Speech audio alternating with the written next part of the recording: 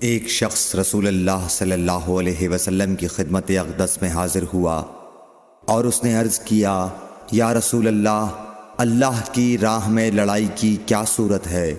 کیونکہ ہم میں سے کوئی غصے کی وجہ سے اور کوئی غیرت کی وجہ سے جنگ کرتا ہے۔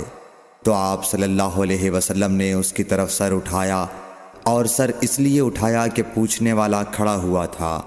پھر آپ صلی اللہ علیہ وسلم نے فرمایا، جو اللہ کے کلمے کو سر بلند کرنے کے لیے لڑے وہ اللہ کی راہ میں لڑتا ہے۔ صحیح بخاری حدیث نمبر 123۔